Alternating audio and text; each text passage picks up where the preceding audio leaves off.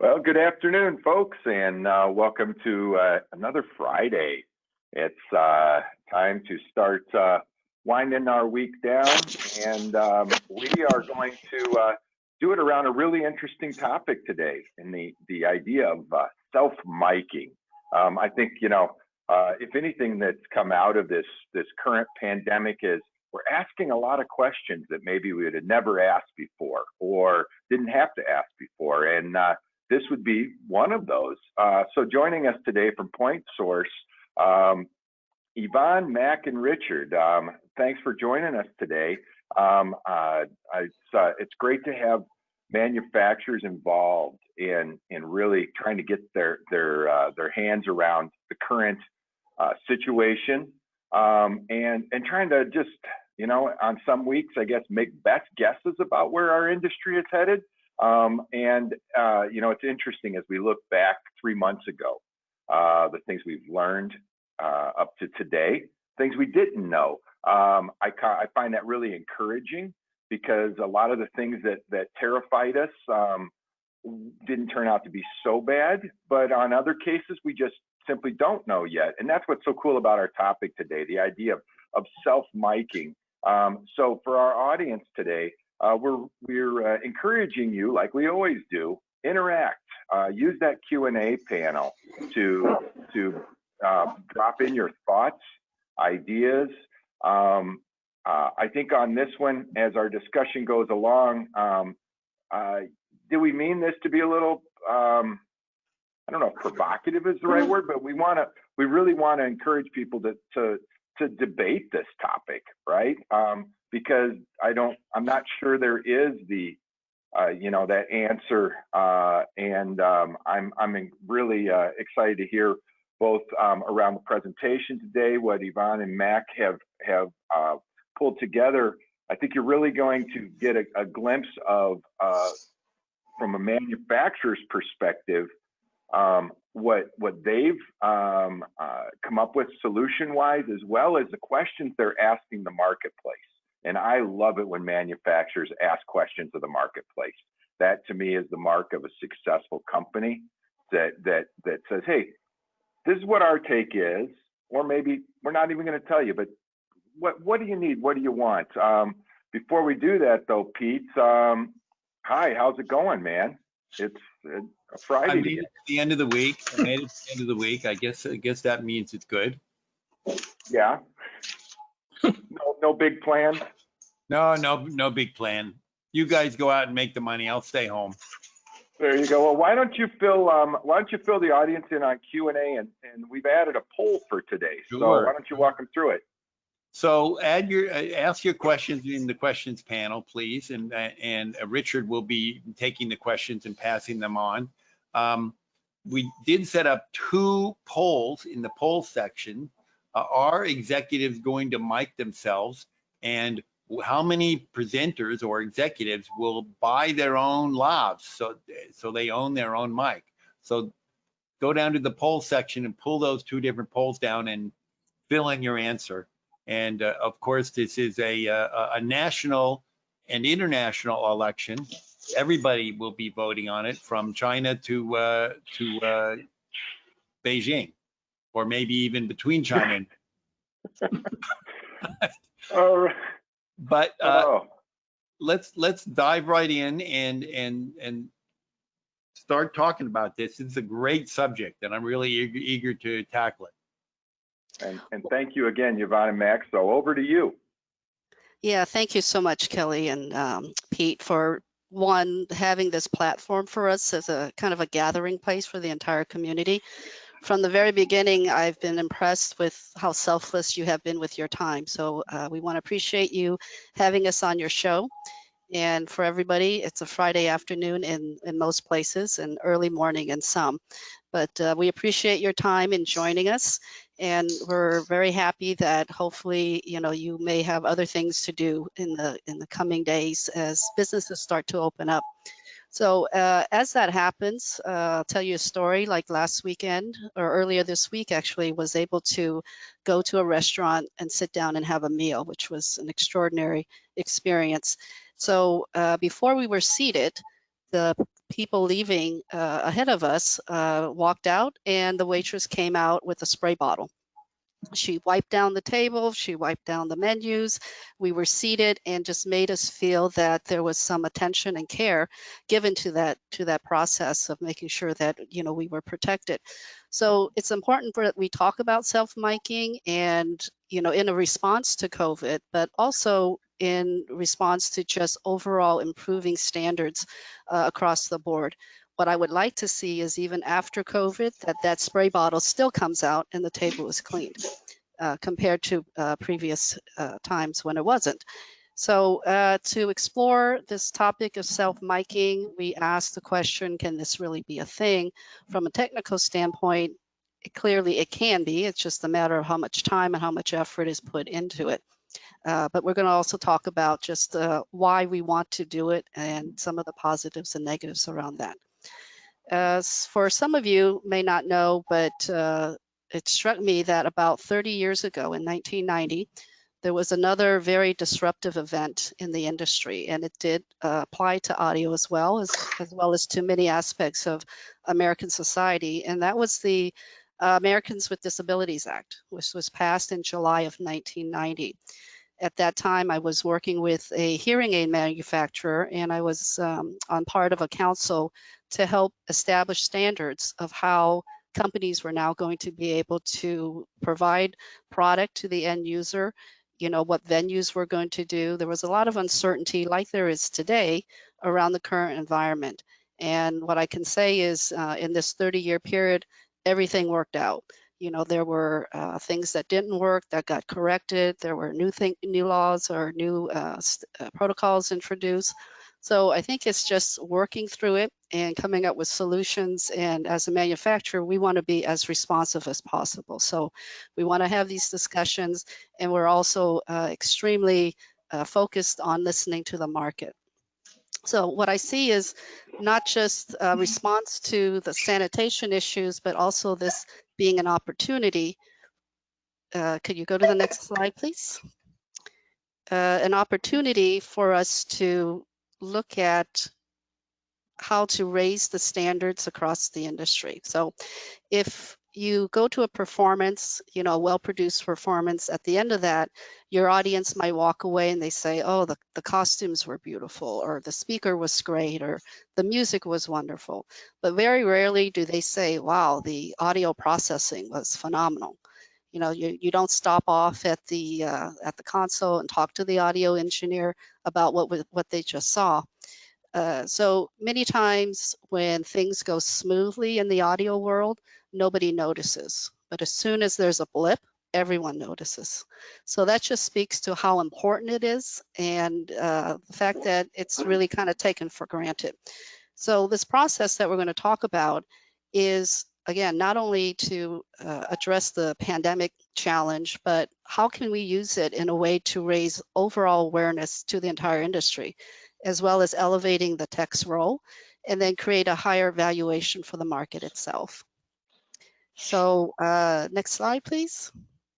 Before we move on, I'm going to tell you a little bit about Point Source Audio for those of you who haven't worked with us before. We are located in Sonoma County, which is north of San Francisco in the town of Petaluma. So we make mics, but we also make wine.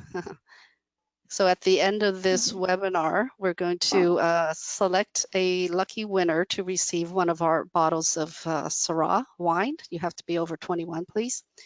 And please ask lots of good questions and say nice things about us. It could increase your chances of winning. The fact is we don't actually make the wine. We have winemaker friends who are professional vintners, and they're kind enough to share a few bottles or a few barrels. They make barrels of wine for their own enjoyment, and they bottle some and share it with us and allow us to share it with our friends and customers. So do observe the specs if you can take a look at them. They'll also give you instructions on how to use the wine, how to consume the wine, I should say. In the bottom there, the barcode is actually our phone number. So, all right, then on to the more serious note as far as the Point Source Audio. Next slide. Our beginnings was back in 2004. So we were an OEM manufacturer, which meant we private labeled for some other brands in the industry, from development to manufacturing. So we date all the way back to 2004. But in 2008 was when the Point Source Audio brand was first introduced, and it was done through one mic, and it had an unbreakable boom. This is a response to what we saw in the industry with a lot of booms, metal booms just snapping. So you could invest hundreds of dollars into a product, and with one wrong move, you've destroyed the microphone. So our unbreakable boom wraps around your finger. It goes beyond 360 degrees. It's been tested tens of thousands of times before breakage. So that was our first entry into the market. And shortly after that, we started to talk to sound designers, and we, responded with a waterproof mic, because that's what we were hearing were issues in the marketplace, was just sweat outs of microphones. And I'm just going to go down the list here. I won't go into a lot of detail, but the main point is that we are a company that likes to listen very actively. All of our innovations have come from talking to customers. For example, the in-ear headsets that we introduced in 2016, we have a patent for those, came from talking with a drone pilot who said, I got to have something a lot lighter than this. I can't have this heavy headset on my head for 8-10 hours a day. So we did some development and responded to that. In 2017, we were talking with some customers at the opera who needed to hide mics, and we looked at solutions for that. In 2020, this year, we just received a patent for our dual mic with the built-in redundancy. So again, it's just very important for our company to be able to hear directly from customers and respond in that way. All right, next slide. So a few of the markets that we're in, we like to say TV, theater, sports, and space. And I'll start with the first one with some television work that we've done. The first one was the APAC convention in 2019. It was in March of 2019, and it was a very interesting project. We sold a lot of our dual headsets for this particular project. They had 120 channels of wireless and 400 speakers. It was a live broadcast, so everybody that came on to speak had to be unmiked, and then the next crew remiked, and they had seconds to do that because it was a live event. So having one mic that had built-in redundancy was a big time saver for them, where they previously had a lav and a headset. So this also helped with the sonic consistency if they ever had to switch. We work with Televisa Studios, which is the Mexican company broadcast studio, the parent company of Univision. So that's an actress in a soap opera, and she's wearing one of our Embrace mics for hiding in the hairline. And then we have the Belgian Movie Awards as well. Okay, next we have the theater. Next slide. Okay, we have the theater. We do a lot of work on Broadway, off-Broadway. We work with a lot of college programs and all the way down to high school and even some grade level performing arts programs as well. We've been working with the crew at Hamilton probably since around 2016, and they continue to give us a lot of inspiration for new products and ideas, and and listening to their challenges. Next, we have sports.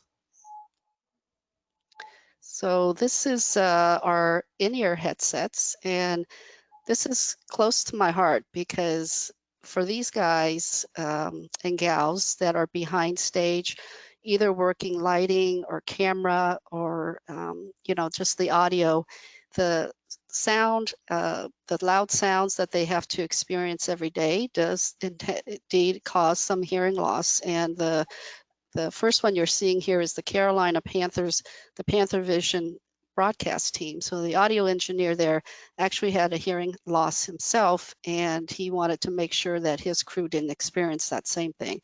So after each game, the camera guys would come in and say they couldn't hear out of one ear because of the crowd noise was so loud.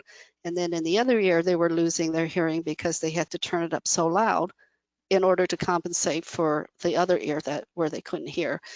So they were just, every day was eroding their hearing. And this is a product that has been able to help them protect their hearing and also do their jobs better because they're getting a clearer audio signal.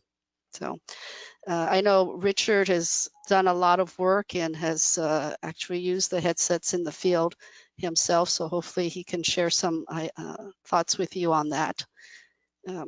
We got camera guys, and then this last one here on the right is the Tampa Bay Rays in-game producer working the booth there. Okay, next slide, please.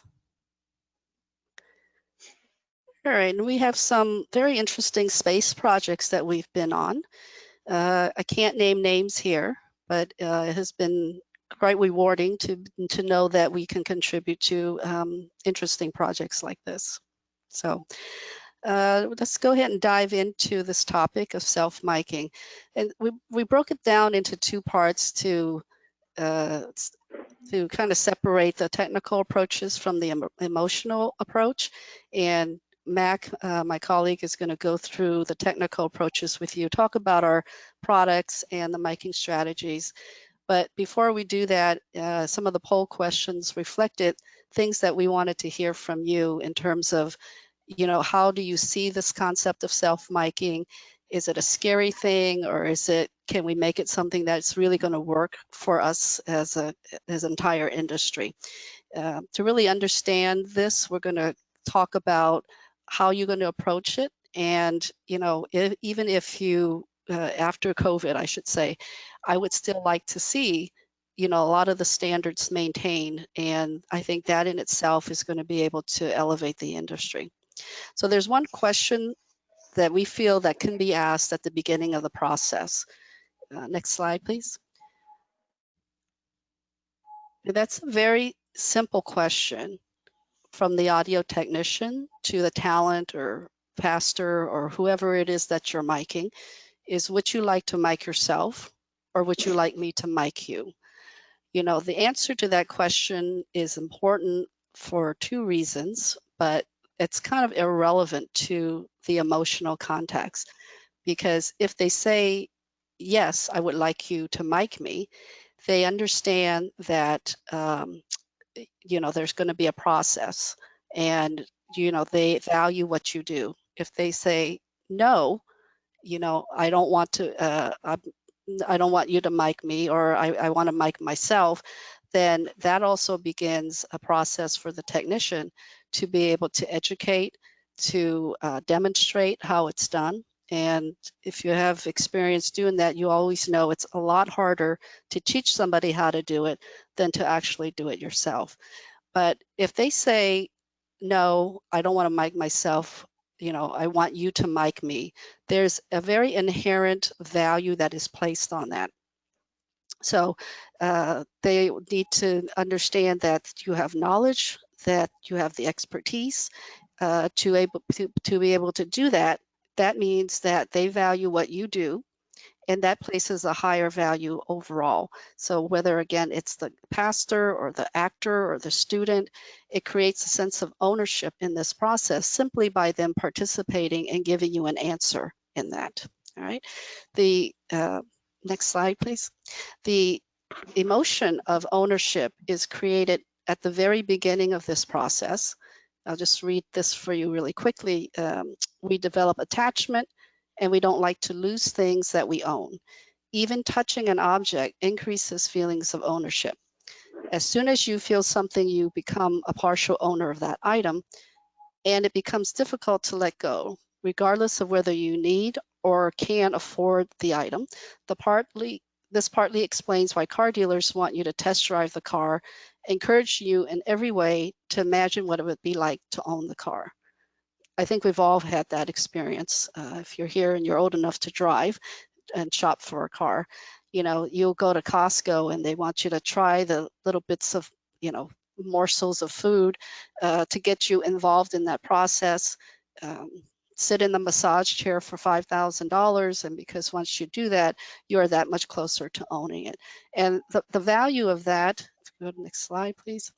The value of that happens to be the ownership, the participation creates that ownership, and that ownership creates that care. And that care is what creates the value. So it's particularly because we work with a lot of performing arts programs. Students, we often hear from the teachers, do not care for their gear as well as they should.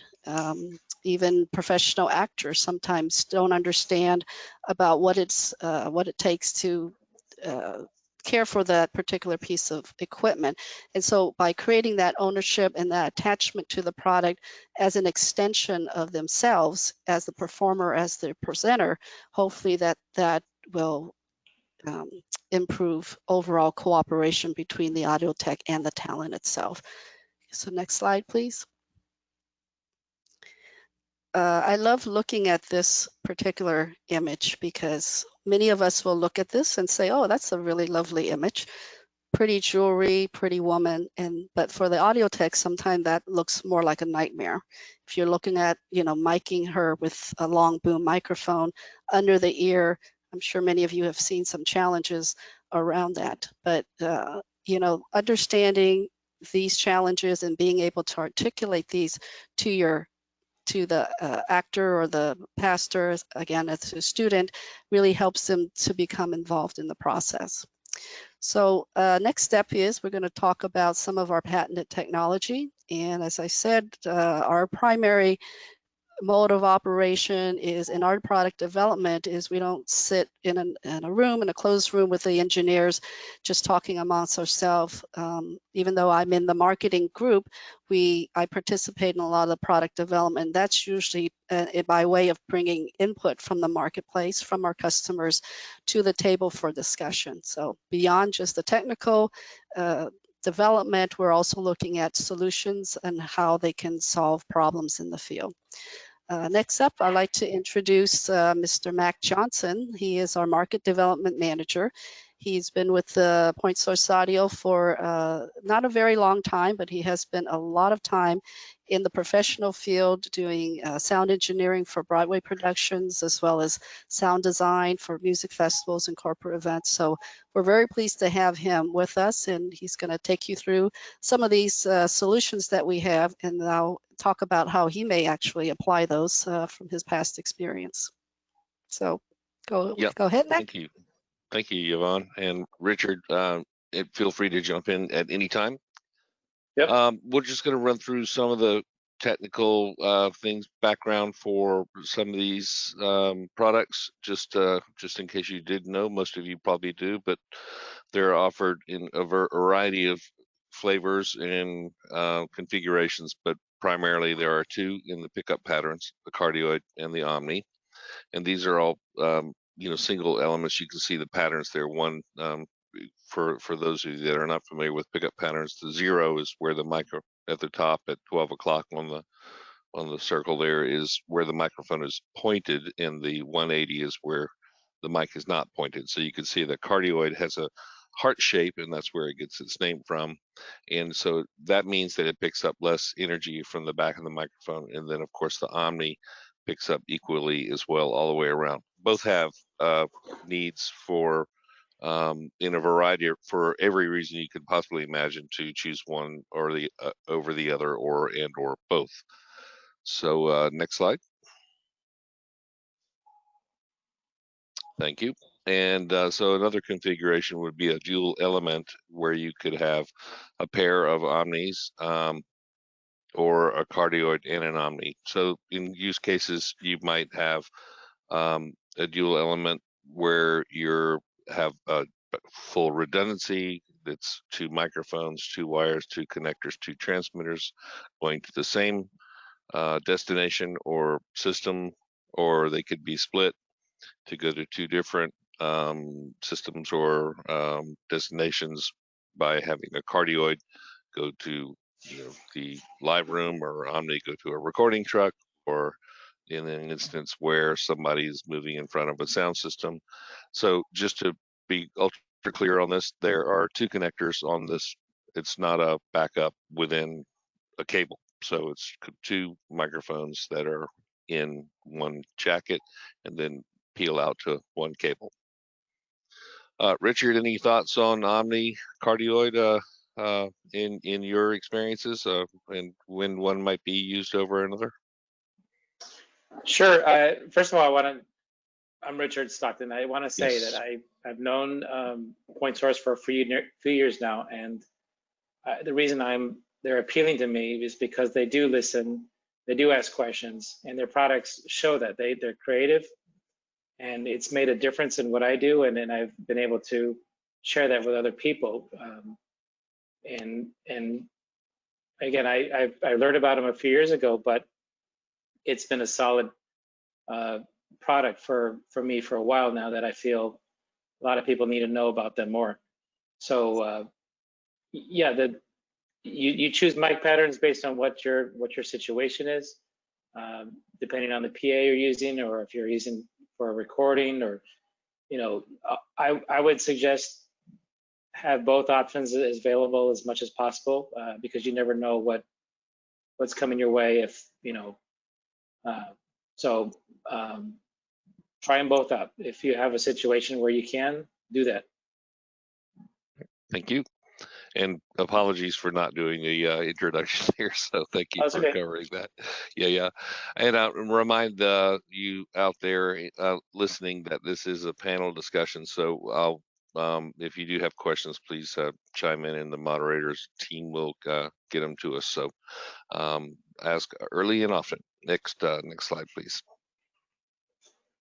So another basic configuration type in as far as the discussion is, there are kind of three places to put these on. There's the ear worn, which would be a single piece over one ear, and the body worn, whether it's on a lapel or attached to a jacket or whatnot. And then the head worn, which would be the one that goes around the back of the head. So those all present interesting challenges in miking.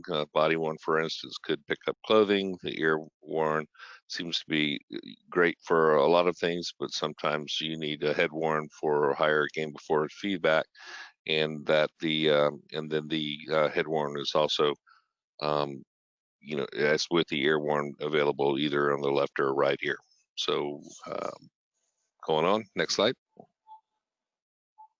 So there are several challenges, as we were just mentioning the previous slide, is that the placement, clothing, noise, concealment, the aesthetics, jewelry, glasses, and whether or not you need mic backup or redundancy.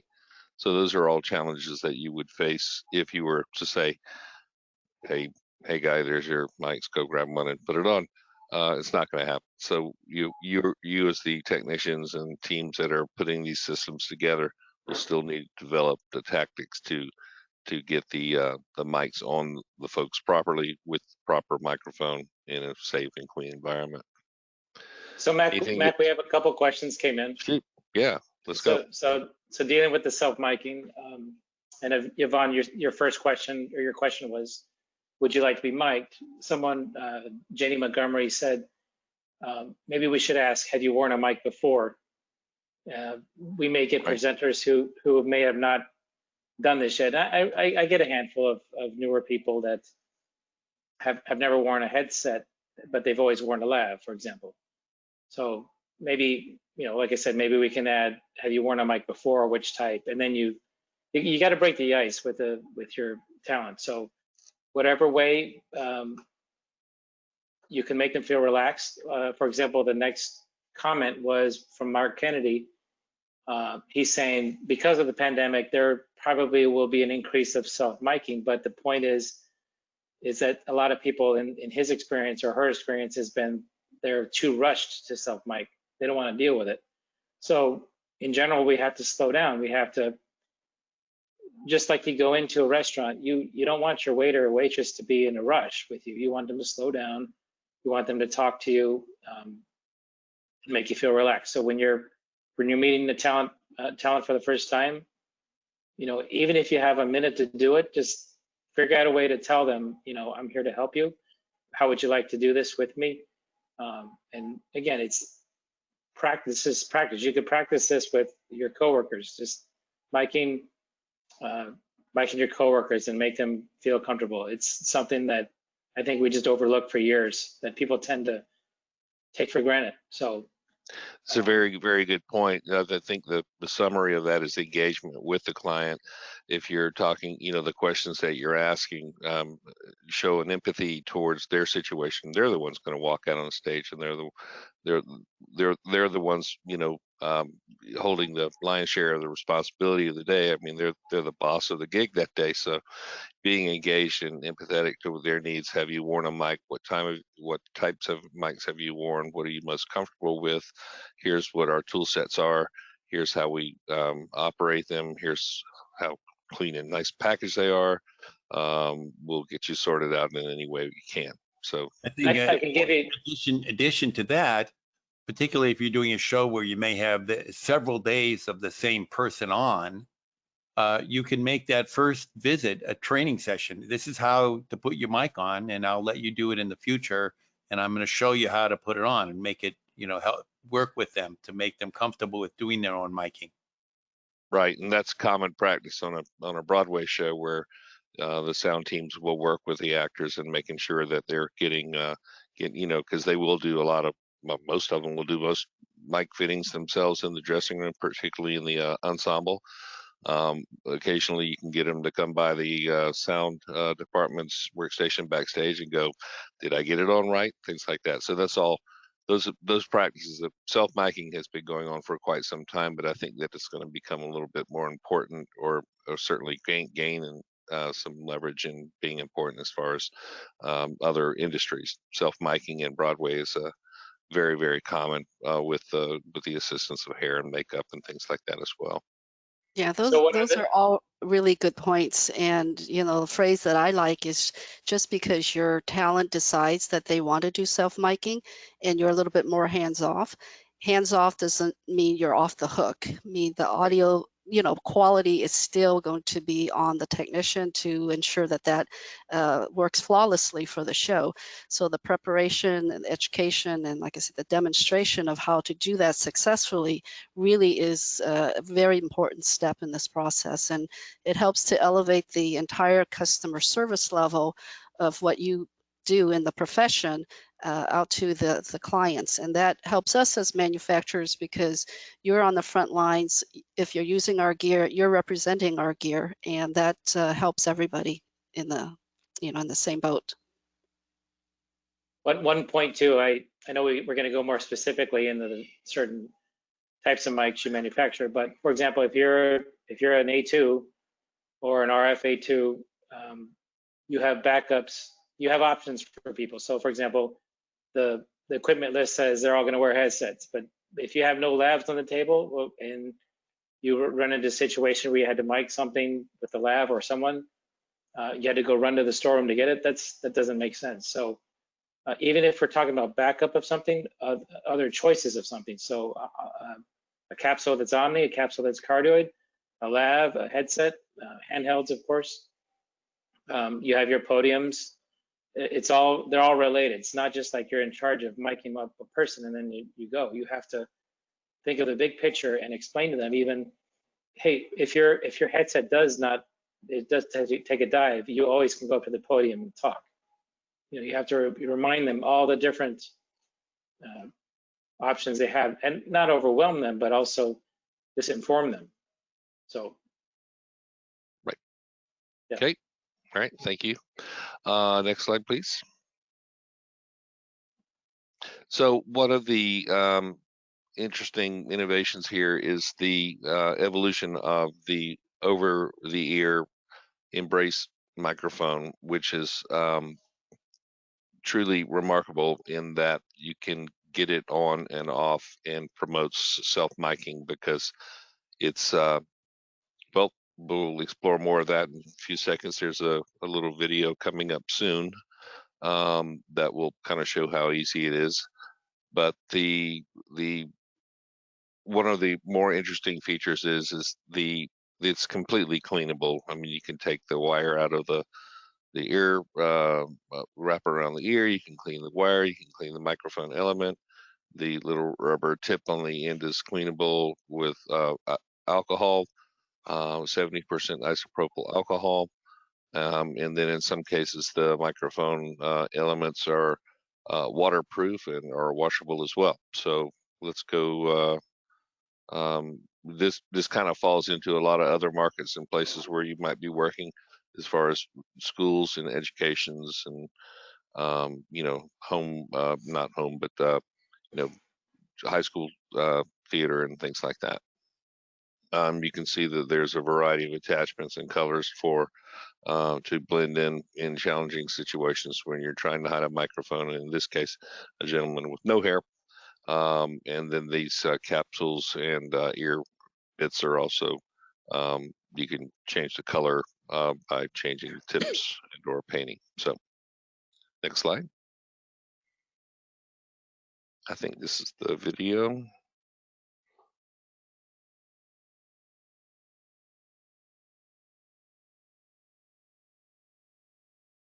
Yeah, as I was saying earlier, you can replace it.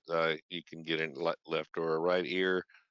You stretch it to fit. You put it over the ear. You tuck it in, and then you're all set. So pretty simple operation there. Yvonne, did I miss anything in the embrace bit? No, that pretty much covers it. Okay. All right, The thank you. embrace mount is pliable, so it does fit most size ears. We have a question too, or statement. Thomas French, what microphone would you use for a community theater when the actor shorts out the mic with sweat? So here it is. Good question. Yeah, Well, so, go ahead. these mics are designed to get moisture. We're talking about cleaning them, but if sweat gets in there, you could explain further, Mac, about the technology you're using, but Right. if they have, go ahead. Yeah, so if they're Series 8 microphones, in particular the Omni is completely waterproof. That means you can, it's the IP rating, which is the ability for it to stand water or a particulate intrusion into side of the device, is very high and waterproof. Now, a sweat out is slightly different, because that just means there could be a drop of water on the opening there. That what this means is that the mic is not going to be destroyed. The sweat out is there's no real technology that you can get rid of a sweat out. Waterproof means it's waterproof and the mic won't get damaged. So having a microphone that can be dried off and cleaned and is important. So the entire line is suitable for that as well. Now, I will say from personal experience that the cardioid microphones that with more openings could sweat out, but there's no statistical data that says cardioid versus Omni sweat out any quicker. Yvonne, Oh, Mac, anything to add? yeah, Yep. from a customer standpoint, I did get a response from a theater customer who was doing a production of Singing in the Rain in France. And Right. about 2 years, when I first supplied the mic to him, it was a headset mic. And I wrote to him to find out how things were going. And I was disappointed that he had not responded to me after many attempts. And I was a little bit disappointed because it was the launch of these waterproof mics in the beginning. And it wasn't until about 2 years later, I got an email from him that said, after 200 performances, your mic is still perfect. So there's some video on our website that shows buckets of water pouring down on the singer. Literally singing in the rain. Yes. not theatrically, but actually singing in the rain. Yeah. Thank you for bringing that up. I'm sorry, another question. So Kenneth Goodwin asked if they're specifically painted or colored to match the makeup or skin, can we clean them the same way as if they weren't painted? So that's a good question, and that's something that I don't have an answer for and likely won't be able to, because if your paint doesn't dissolve with isopropyl alcohol and would remain intact, then I would say the paint would stay on. So there's no way to test all the variety of ways that that you could possibly paint a microphone or conceal a microphone. But the idea of cleaning a microphone is to make it clean. So if there's paint on there, if we can get the paint off and make the microphone clean and presentable, if it needs to be repainted, it needs to be repainted. I don't think there's any, there's no spreadsheet on what materials will survive the alcohol treatment or soapy water treatment over time. So it's just kind of apologize for the non-answer on that. But there's no data set. We're not testing for that. We're looking to try to come up with a microphone and or a product series that, or have come up with a product series that is cleanable as far as being presentable as a device that you can wear on yourself with security and safety. Yeah, I guess the answer is you can, yes, clean it the same way, but if you're asking, will it remove the paint? That really depends on what you use to paint it with. If it's a color marker or literally paint, that is going to make a difference. As Max said, we haven't done all the iterations of testing, but as far as cleaning with the 70% isopropyl alcohol, that will be safe to the mic, whether it's painted or not. Right. Thank you. Okay, I think that does it for this slide. So let's go to the next one. So yeah, just touching back to the ear mount. This is part of the video that we saw earlier, it looks like, and you can see that the cable is removable and the mic is cleanable, and that it can be cut and tailor fit for someone to wear. So let's go to the next. All right, and here, as Yvonne mentioned before, a soap opera actress wearing a microphone where this can be hidden, and you know, for actually on-site and on-set recording of the vocal bits. Anything to add, Yvonne, with the experience of this, or? Yeah, so the customer had told me that the main benefit for them was that how easy it was going to be for them to, or how easy it is for them to mic away from clothing noise. It was the precise placement every time at the ear. The actors could put it on themselves, and then they would come and help them dress the cable, which is going to be difficult to self-dress your own cables down the back. So that's something else to consider. Putting on the mic onto the head is just one very small step in the entire process. But at least this helps them to get it away from a lot of the clothing, the inaccurate placement of the mic. Yep, consistency helps in those situations.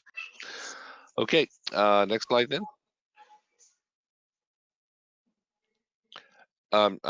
Yvonne, I'm going to ask you to carry on with this one as well, but here in a situation where we're using an ear microphone to mic instruments in two instances. This makes a lot of sense to me as a performer, a singer, and a musician and sound tech. When you close mic an instrument or and you have a lot of movement, in the case where we have this violinist moving around a bit, and then in the other case where Mr. Bell doesn't want or the production doesn't want to see the microphone, putting the microphone over the ear is really awesome because it picks up the instrument as the artist hears it. So it gives the sense of playing with an ensemble of playing with a microphone that is either super close or a giant boom that is in the way of camera shots and bits. So there was some commentary here in the article, and this is straight from our website, so there's some more detail there. But Yvonne, if you would kindly give some high points since you're super familiar with what happened. Yeah, I mean, I think you covered a lot of the main benefits of that. It started with this sound engineer, Paul Bevan, that's the picture down at the bottom of the screen, and he came to us because he was miking Joshua Bell for a PBS special, and Joshua did not want his instrument to be mic'd. I think most of you are familiar with lavaliers placed onto the instrument, but it was a Stradivarius, and Joshua didn't want it. He and I are on first name basis, so I call him Joshua. But he didn't want his instrument mic'd. But then the TV producers also didn't want a boom across his face for the camera. So Paul came to us, and we were able to get them an Embrace mic. And I'm told that Joshua Bell now has his own Embrace mic for his various performances. So that would be an instant where you have somebody who can invest and wants to invest in their own tool. So, Do- Paul, yes. Yeah, I just had a question. Do we know, did he speak during this performance and use that mic as well, or did he just play? Not, I'm not aware in this performance if he did speak or not, but it certainly can serve for that purpose. Sure. Yeah, so Paul was so impressed with how it worked for Joshua Bell. He was doing a tour with Danny Elfman, a UK tour, and his violinist, Sandy Cameron is her name. He decided to try the same approach with her and just absolutely loved it. And she loved it as a performer because it gave her a lot of freedom to move about the stage. And so she was very happy about that. So that's a good alternative to miking the instrument itself, is to mic the performer. All right, thank you. Yeah, and I've had instances where a guitarist would wear a lapel microphone to mic a guitar from the perspective of them hearing the instrument. So closer to their ear is what their guitar sounds like, and that's what they're kind of playing to. So it really adds to the point that microphones in many cases are an extension of the artist's performing instrument. So let's go to the next slide. Real quick, Mac, we have a statement. Yep. Shoot. Bob Charlap is asking any examples of people using Embrace with in-ear monitors, custom molds, and cable management. With them together right up there. Well, we can speak to that a little bit, not so much the Embrace series, but there's a headset that has a microphone and cable management solutions. But that's probably a good topic to have a discussion on as we move down into the product line to see if there is something, some innovations that can be added to there. Going back to the redundancy idea, is that there were concepts, is that you can see here, this is the tie clip version of a microphone or a microphone, and then on the bottom is the boom and you can clearly see that there's the two black bits are the connectors. So it is two elements, one housing, two wires that come out at the end. And so these are patented, two separate cables. They're matched to provide you with consistent, should you be using it for redundancy, say if you switch from one to the other, is that you're not going to have any sound differences between the two. Okay, thank you. Next slide. And again, some more profile shots of that tie clip again, and then the single element. If you can see from the pictures above that if you turn it, with both elements next to each other, is that you don't get a very wide profile. You get a very, very narrow profile. And of course, they're available in a variety of colors to go with various skin tones as well. I think that's it for there. Anyone care to add? Okay. So in this case, there's the element that has two pickup patterns. So we have the Omni, and then you can see the little slot for the cardioid pattern microphone, so that if you're needing to do a split from one destination, one source, which would be the talker or instrument or person, and then to do two different feeds, or if you're exploring the unknown and don't know what is going to be happening when the presenter goes out there, if you need cardioid pickup pattern for being in front of a sound system, or should they wander out there or be scripted to go out there, that you as a technician or the mixer could switch between one and the other. And then in a case where if you're in trials or rehearsals and somebody wants you to change out a microphone, self-miking would mean that they would have to take the mic off and then be handed another mic and pack, and then that be tested. This way you could simply terminate your transmitter with one element or the other if you're not going for redundancy.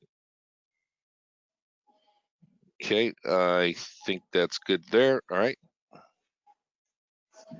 As you can imagine, we have a variety of pieces that you can use to attach. Won't go into big details on those. And Yvonne, unless you see something that we don't recognize, I think most of us recognize the various clips and bits Yeah, that are. the only one to point out maybe is the slider clips. You'll see those Oh, on the right. left-hand side. There's a black one and a white one, and they come in single and dual mic holders as well. So you mentioned Jenny Montgomery is on the call, and we get inspiration, like I said, all the time from customers. So there's an instance where this white one was used on a performer with a white silk slip. So very delicate fabric that would not really, it's not appropriate to use an alligator clip, for example, or a magnet clip. And so this is something that helped resolve that particular mic challenge. Gotcha. We also, Yeah. All right. Thank you. And I guess next slide then. Thank you.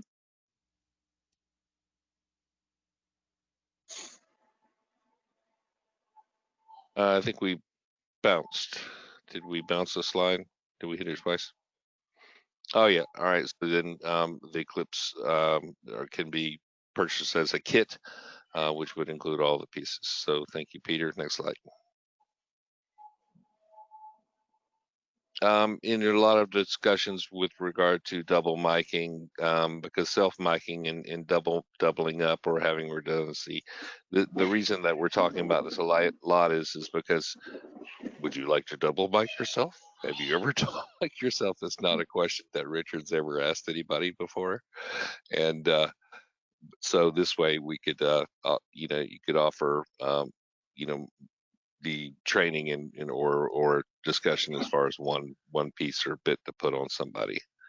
We'll get in some detail about the head worn parts of this in just a few moments, but anything to add, Richard or Yvonne? Yeah, I would just say having the product to do this with is huge, because like as we keep talking about doubling up or having a backup, it doesn't stop at one particular product. It goes from backup mic RF channels, it goes from backup headsets, backup whatever. But now that if you have a mic with one cable or one housing going down, you no longer have to redress someone if you need to replace the mic. Yes, I've had people have two lavs on in the past with a dual clip, but it's harder to mic someone up with that as opposed to this. So this to me, like for example, at the stadium, I'm in a experiment with the dual capsule lavs for the ref, and if there's one less step to do if something goes wrong, it's huge. So I would seriously consider looking at these items here for just that one bit of redundancy. Right, ease of use, one cable, two connections, different pickup patterns in some cases as well. Yeah, but that concept of having two different patterns is really cool too. Just like back in the day, you would have two different kick drum mics, different styles to mix together for a drum set. Having this for a vocal is pretty cool. not to mention that a lot of the talent really appreciate something like this, so that even if they're still wearing two packs, there's not two sets of cables now that has to be, run down their clothing, etc. So, because for example, when we do a football game, you hand off the mic, the dual transmitters, and the switch to the ref, and they get dressed. And it does. Sometimes they don't want to wear two packs, and you tell them why they are wearing two packs. But with one cable, that makes it a lot easier. So this can go pretty far. All right, thank you. All right, next slide. And so again, stressing the fact that you have one cable. You can see that a cable wrapping around the back of the head and then going off and being terminated with two terminators that would go to either, 2 different destinations, 2 belt packs or what have you, or one dangling as a backup. You can see that the headset is adjustable. We'll show a little bit more about that in just a second. And then that the ear, the parts that wrap around the ear are foldable. So if you're trying to store these things or transport them, it gets nice and convenient and flat, and also looks very presentable when if you're backstage and someone has to put one of these on. It's not a bent or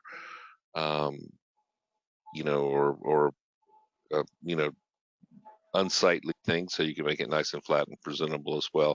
And then you can see from the detail, if you look closely, you can probably imagine the fact that it is true that you could take the cable off, clean all of the bits, and put the microphone back over the other ear without having a different headset. Now there are is fully adjustable, and Yvonne, correct me if I'm wrong, I believe we make a smaller one of these as well. Is that a Yeah, we have a child size head frame, so you just have to indicate that on when you order.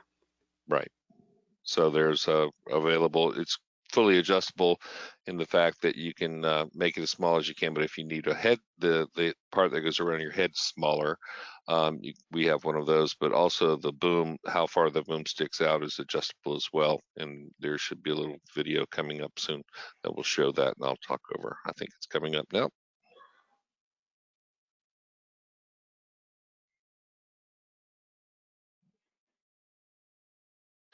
Right, so there's the fitting, and you can see that the ears rotate.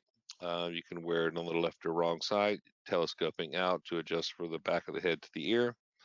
And then the cable itself can be rotated or removed and then put on the other ear, and then it locks into place. And it's done. So this would promote self-miking to some degree, but I think that the training and introduction and engagement with your artist would be able to demonstrate that backstage or wherever you're working.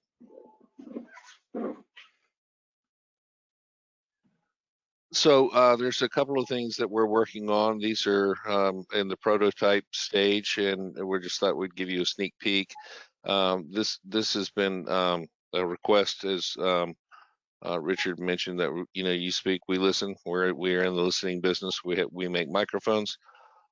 Is how do we take our inventory and make it look nice and presentable? And one of the things that we are proposing is that if your microphones are clean and wrapped up and presentable, that they shouldn't look like they just got pulled out of a shoebox and handed to someone to wear and having the mic pointing in the wrong direction. So there's a couple of tools here that we're working on and that have shown some of our customers have shown some interest in, is to restore them to the shape of the kind of the shippable rev,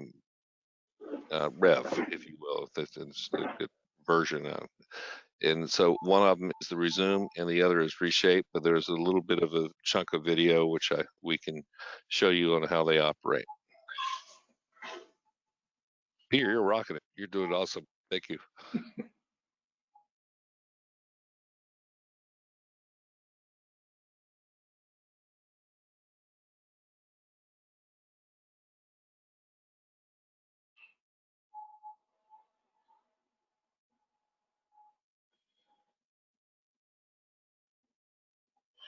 Unmute your mic. Sorry, thank you for that. And then here we go back into taking it around the ear shape, if that's what you're looking for, and the mic shipped that way. So as you can see, we can wrap it around this template here or block and bend it right back into shape the way that it came. And that just kind of gives you a way to restore your inventories. If you have a bunch of these microphones, this is a big time saver, and also goes to the presentation quality of your body worn personal equipment, should somebody have that. And apologies, I think I bounced. Anybody knows what bouncing a button is on a sound console? You hit it twice and then you're muted. So I think that's what I did. All right, so any questions? Did I miss anything, Yvonne, there? Sorry, I went silent for a second. First bit, I think everybody caught the idea that you run the microphone through the wheels there, and you push it through and pull it back through, and it straightens out any kinks and makes it nice and presentable. Yeah, no, that's perfect. It's Right. really designed for people who manage a quantity of mics, and this is a great way to, make your mics look like new for every time you have a new user. Right, because we're thinking that if just like when you're go to the anywhere and get anything, like whether it's an airplane, you get a blanket in a bag, or headphones in a bag, or cutlery at a table that's wrapped up in a napkin. We're assuming that it's clean, but it actually gives you the appearance that it is clean, so it is likely that it's clean. This slide, just so you know, our elements are terminated with the X connectors. These do lock and kind of when they marry up, so that you don't over tighten the connector or have a way to or have it unscrewed. Now it's a friction lock. It's rubber on rubber there, very stable and secure. And then you can see from all the adapters that there is just about every possible configuration that you can imagine terminating to your favorite brand of transmitter or XLR. Next slide, please. The sanitation guidelines. Well, there's basically three kind of things to do. They're all very important in as far as presenting a providing and presenting a clean microphone. So you can wipe it down with alcohol, 70% concentration on all of our products, including our headsets, which we'll get into in a minute.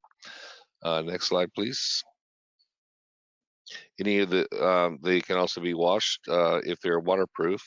Thank you for going back. Yep, they can be washed on the waterproof elements can be washed completely, and then any of the foam bits like the windscreens and things like that can be washed with soapy water as well.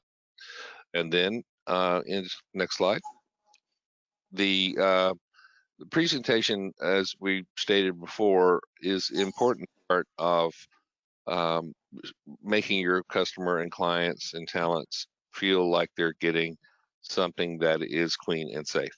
So we're recommending or proposing that the industry kind of get behind this, meaning not just you guys, but anyone that's offering these kinds of microphones to any kind of talent or end user, or anyone that's going to be self-miking, is that they're presented with something that it has the appearance of having been cleaned, and we would suggest that you organize a way of keeping the ones that have been cleaned away from the ones who haven't, using all the sanitation guidelines that you would normally have, or you should have anyway, suggesting that. And then the same with your mic inventory. So presenting them, labeling them as clean, identifying to the talent your organizational skills. I mean, if it's a one-man or one-person show, it's going to be pretty easy to keep organized, where if you got 30 presenters in 45 minutes, which hopefully not many of you, maybe Peter has experienced this, but hopefully many of you don't have to do that every day. And so I think that is up to us to figure out what to do in the future and how to manage that as far as an industry is concerned, not just the manufacturer, not just you on the other end, and not just the talent, but how do we, that's the question of the day. Next slide. Real quick, Yep. Matt. So a couple people have asked questions about the ultraviolet cabinets, and I know Yvonne and we talked about this before, but being able to wash them.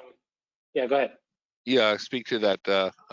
So we're as a manufacturer, we're recommending the tried science of the isopropyl alcohol. There's a couple of good reasons for it, is because we know it works, and we know that the product can withstand it. And there are still the jury is still out on the UV, because currently the discussions are it's line of sight. So if there's something in a cracker or something, or down in a cable, if you if you take it apart and then flip it over like a pancake and expose it, maybe that's good. We're simply just not going to be able to do all the testing to guarantee that takes away any infectious agents. Now, the other bit of cleaning with the alcohol is it removes any particulate. So UV is just going to cook the particulate and leave it on there. Is that a fair statement? Anyone disagree with that? It doesn't disappear. So if you still probably would want to clean it after you UV it, if that becomes something that's useful. So so there, the indications are is that our products will not be harmed by UV, but there's no indication that it does anything better than alcohol at this point. Now, that discussion is ongoing, and we would love to hear any information that you have or have discovered. If you have any, please share that with us. That's a great question, and we need some more data on how long this takes, what wattage, what, just there's too many variables to really be able to clearly answer that. Yvonne, anything to add? Richard? I think just from the information that we have so far, we can conclusively say from our position as a manufacturer that it's not going to harm the microphone, but will it actually help clean and rid it of bacteria and or germs, the COVID germ. We're not sure about that. We can't speak to that. We can say that washing them and using the alcohol is going to provide you the adherence to the CDC guidelines for cleaning. Right. All right. Thank you, Richard, for bringing that up. Yep. Well, and on the topic of miking yourself, most of you have seen folks like these guys in these shots wearing headsets. Peter, know anything about headsets? So as far as personal, Part of headsets is from my standpoint, it's the perspiration on the headset. And right. It's obvious wiping it down is something a lot of us already do, at least on the earpiece, on the ear pad. But for the most part, I try to encourage users to use the same headset they started with at the beginning. Right. by if they're using a wireless belt pack, hang the headset up and put the cable of the headset through the clip of the wireless belt pack when you put it in the charger. So right. At least they get the same headset back is a start. Right. So just as far as the self-miking and cleaning, we thought we'd throw in some information about these products because of their ability to be cleaned as well and presented. So this goes to the working guys and gals backstage in and around the events that are wearing these comms headsets. So it's an in-ear headset, so you can see, and we'll drill down into the details on this here shortly. So that's in the ear, not over the ear and around the ear. And there's a couple of different varieties of this as we go along. So we'll go to the next slide.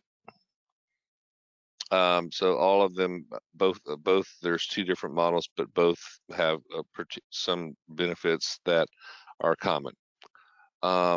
They protect your health by getting the weight and fatigue of a very large head clamp over your head.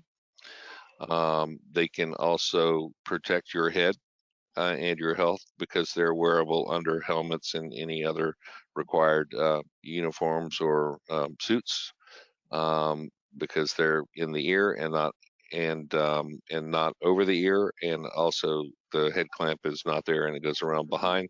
I am wearing one now. So is Yvonne, it looks like, yes.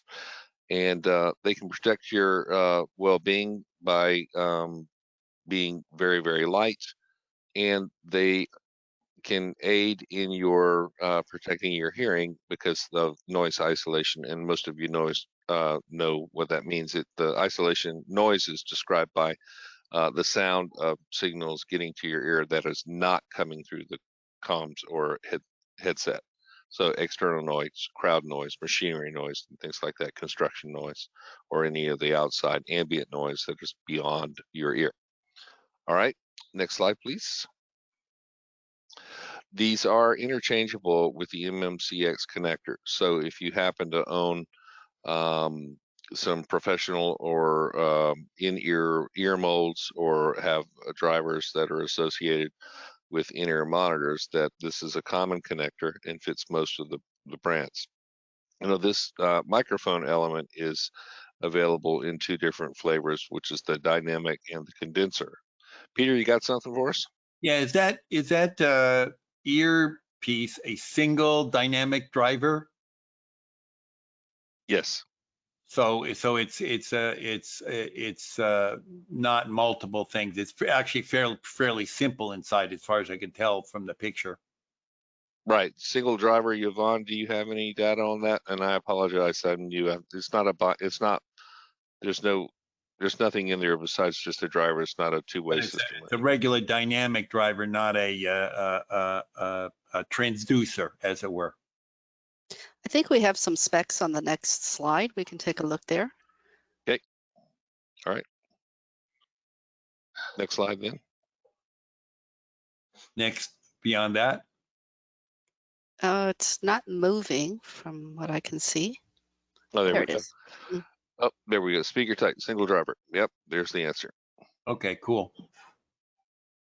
And so the difference between these two is the microphone. So in one case that you have a condenser microphone, which is a little smaller and lighter, and then if your destination of that does not have phantom power or bias voltage or 48 volt, then you would use the dynamic element. So that's the difference between the two. Now, I think the next slide has a little more detail. If not, we can bounce back to it. But no, let's go back one. Sorry, Peter. I appreciate that. That's the perfect one. Thank you very much.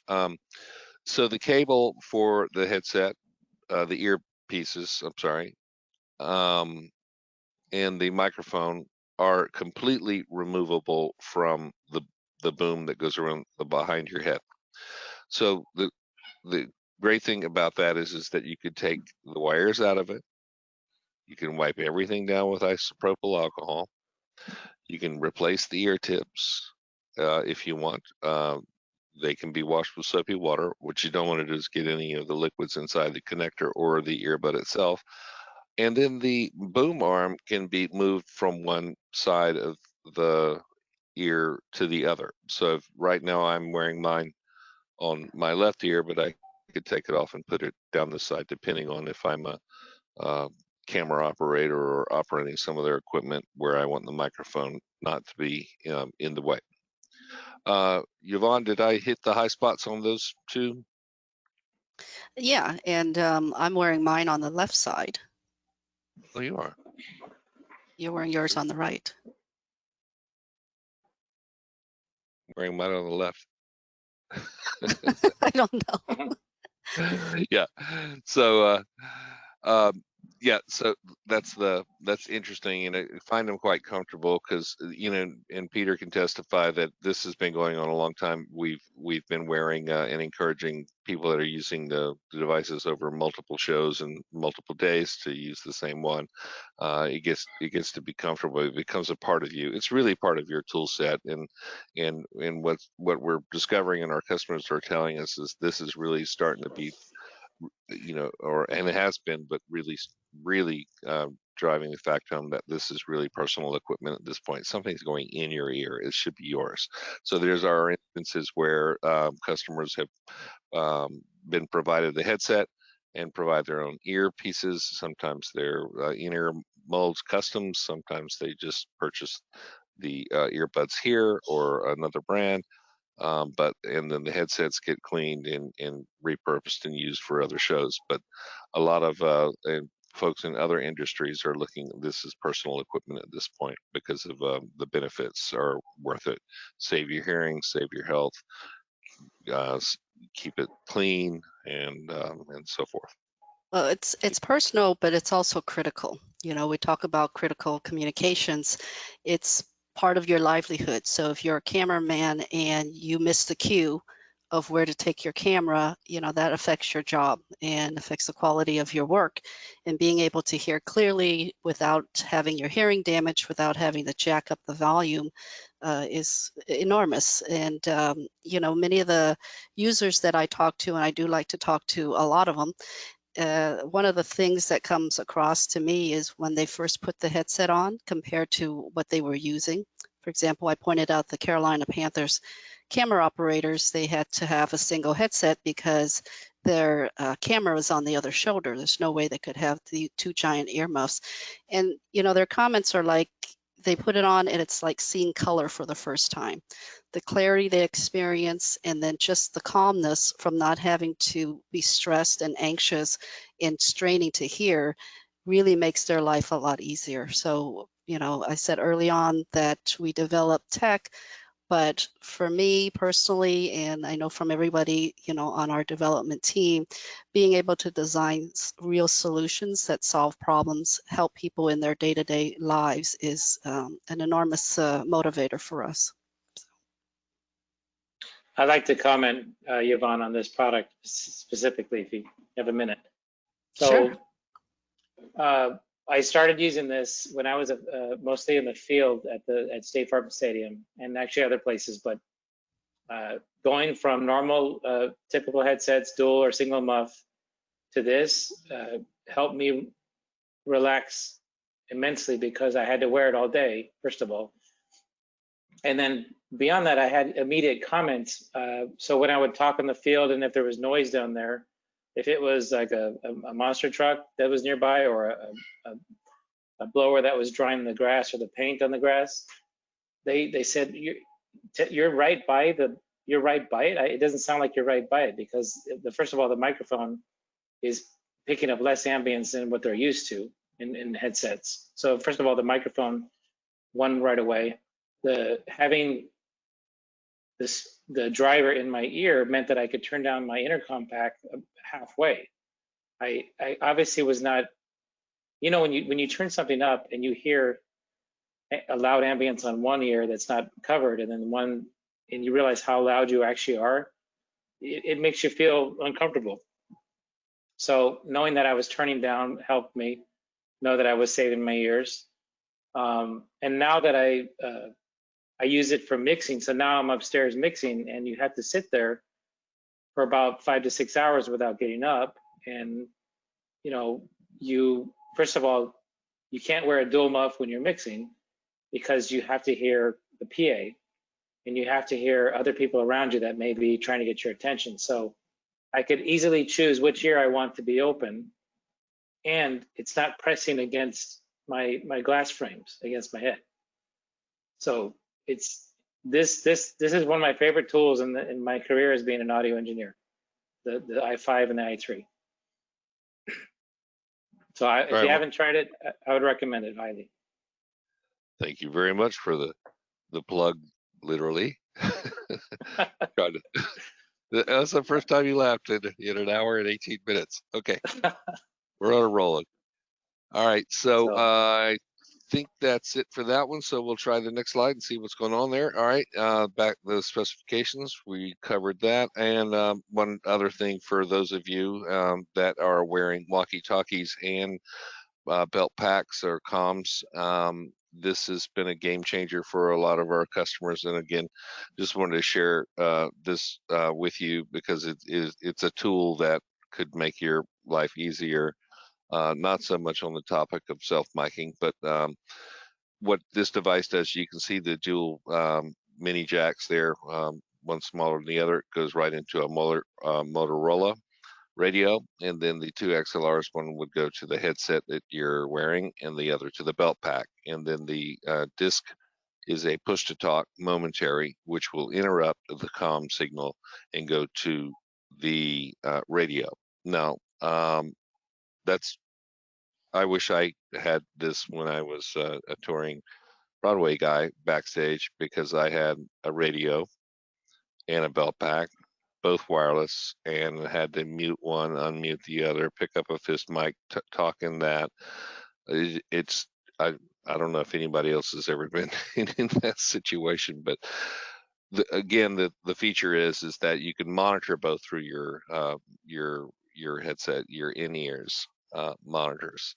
You can hear both the radio and the comms, the ClearCom, or whatever the brand is.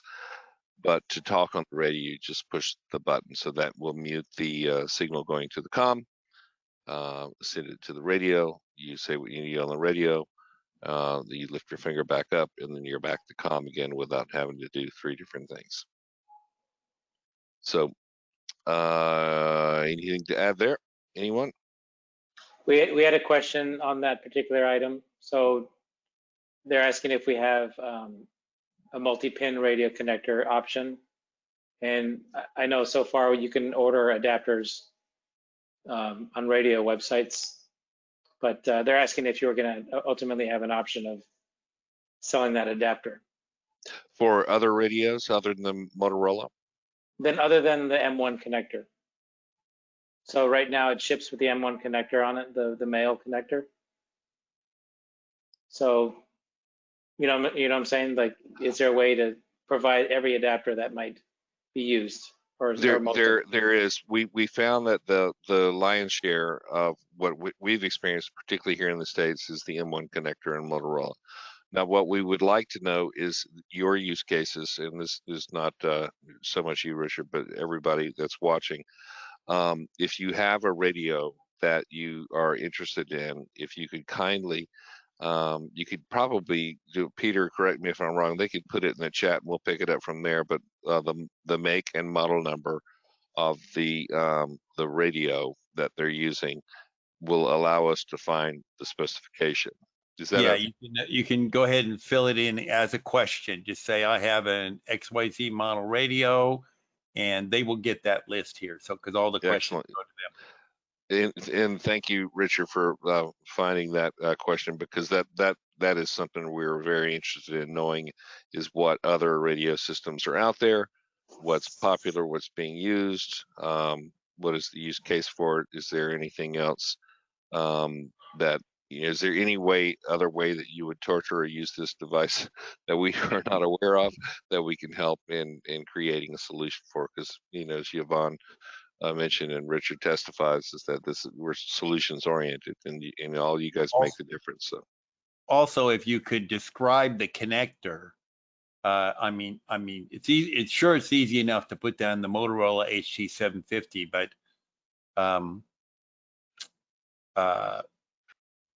and that ought to be sufficient. They can go look up, even just Google it, and you'll be able to see the connector, so that'll be fine. Most of the common ones that I was going to say, the common ones I've seen are M1, M7, and M11.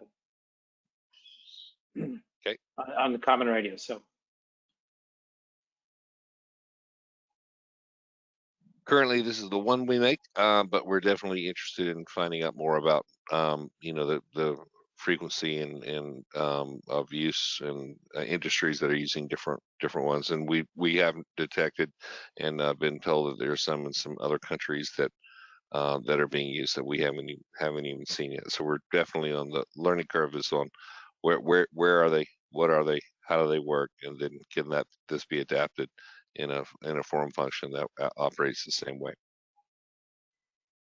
Okay, and as you can imagine, there are adapters, 3 pins, 5 pins, extension cables. One of the interesting things is on the bottom, or I guess it might be the middle column in the bottom, is the headset adjuster. So if it needs to be sized a little smaller, it's a band that snaps onto the around the back of the head that just basically makes it a little bit smaller. Now, I will say, from having worn this for this and all of our internal office meetings and other conferences that I'm attending virtually, is super comfortable and doesn't feel like it's going to fall off. And again, the volume being in my ear and lowering it has been quite a pleasure to work with, and I think it sounds okay. So meaning I think it sounds great, but you're actually hearing the mic element now,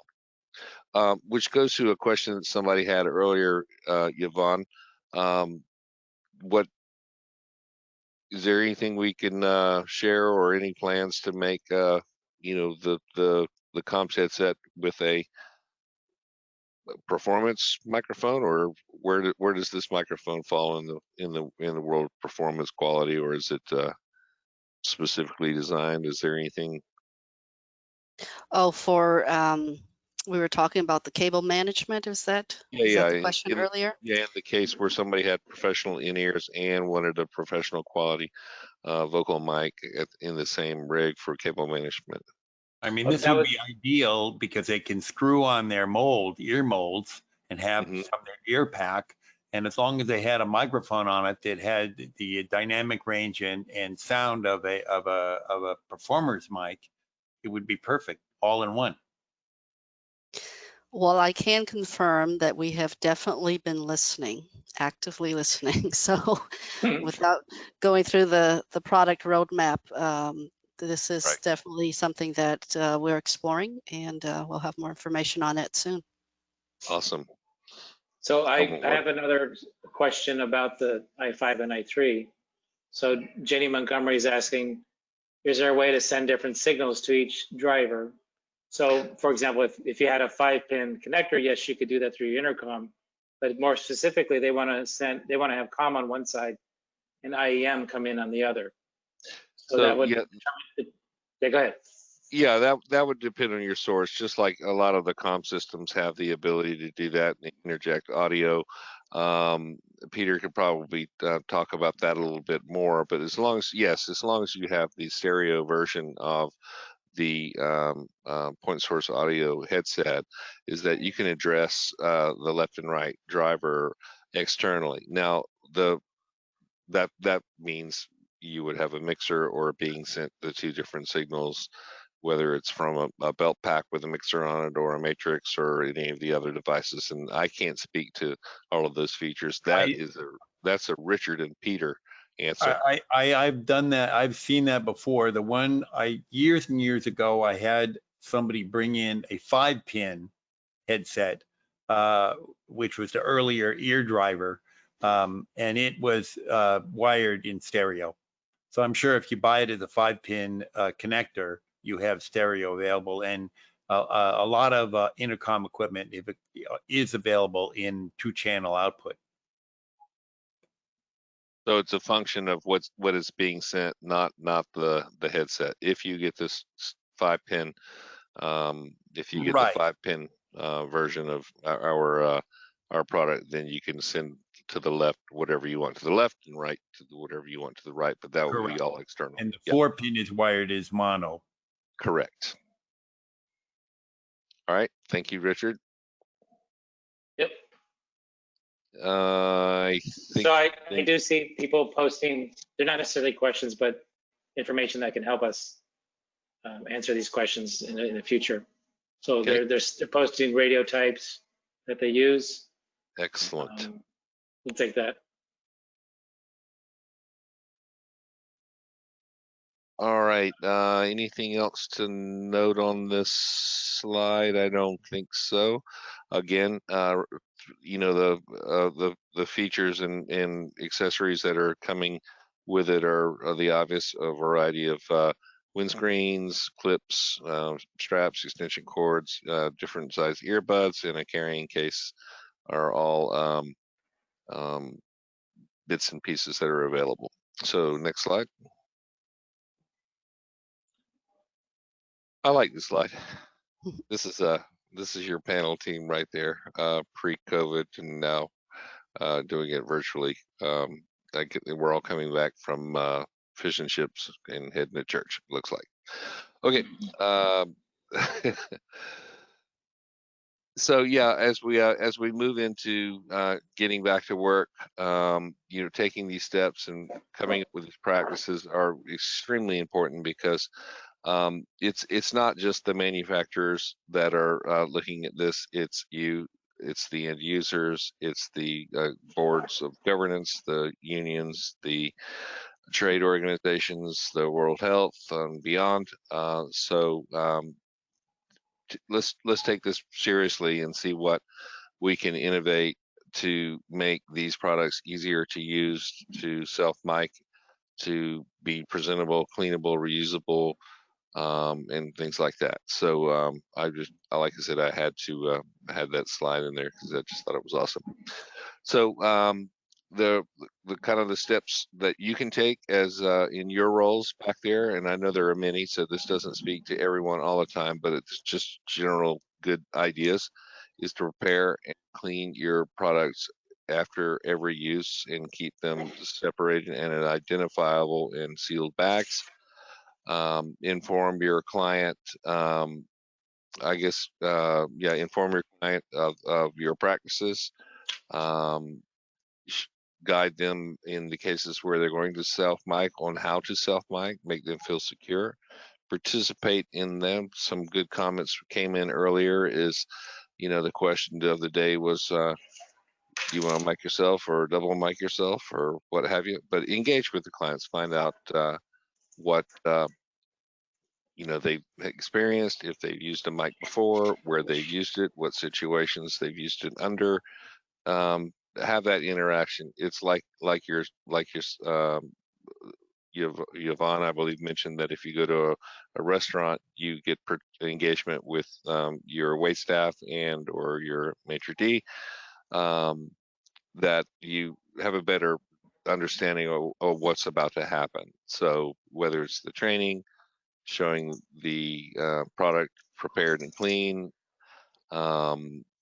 that engagement is going to be the thing that makes it happen. The presentation of this this type of equipment, any personal equipment or anything that you're handing to someone to put on their body, the presentation is very, very important. You should show that you're handling these devices with some form of reverence. And what I mean by that is that if they need to be wiped down before they're handed to someone, or that the cleaning supplies are displayed and available, that you're not looking for or trying to find something, that you have a clean environment for that presentation, that all goes to the less number of eyebrows that will be raised when you hand somebody a microphone out of drawer number 4, which is what I used to do when I was touring. Here's your mic. Now things have changed for the better, I should say. And here's your clean mic. It's presented. This is the things we've done.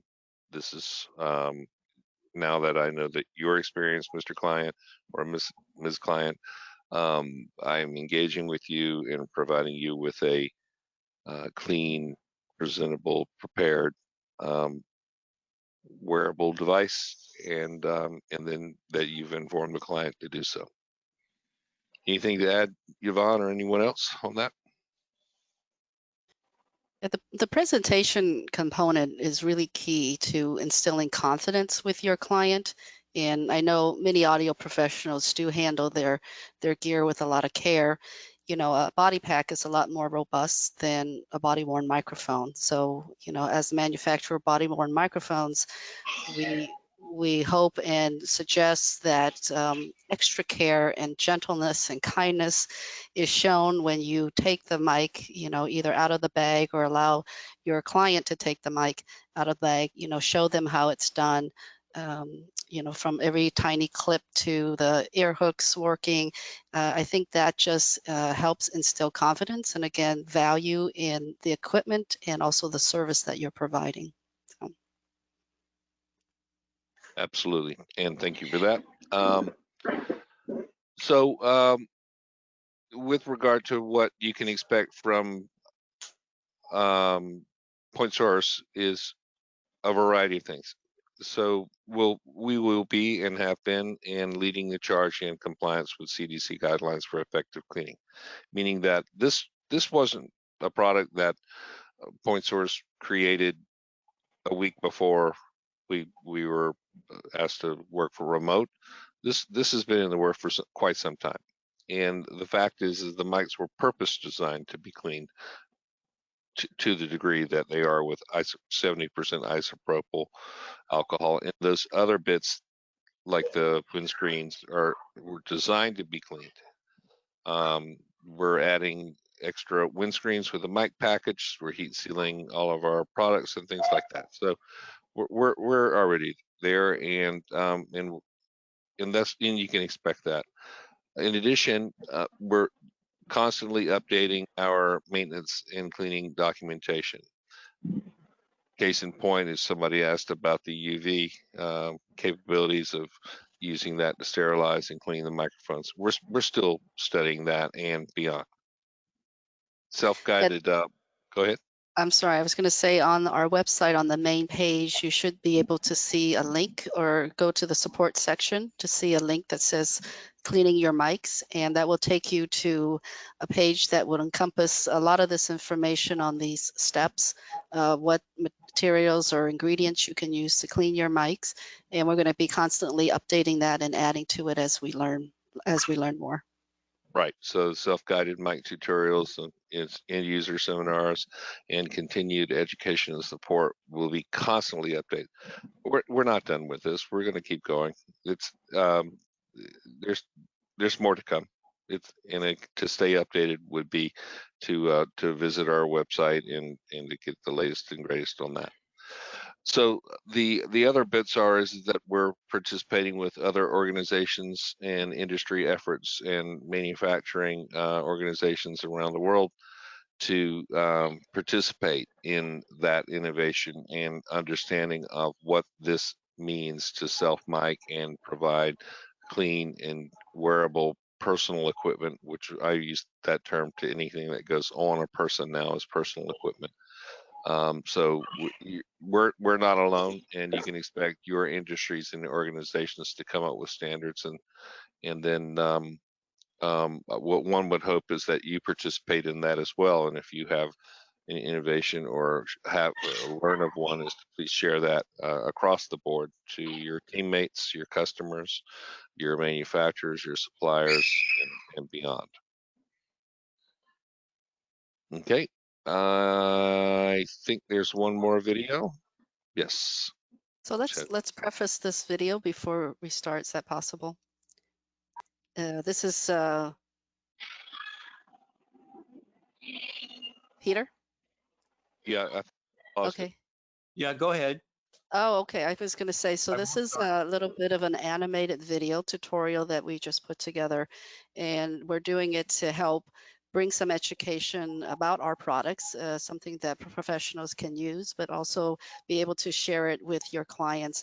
We do work a lot with, like I said, performing arts programs in various educational institutions, and we found this is a nice way to engage the students and teachers and gives them a system to talk about how to do self-miking if they choose to do that with some of our products. So this is a little short animated video.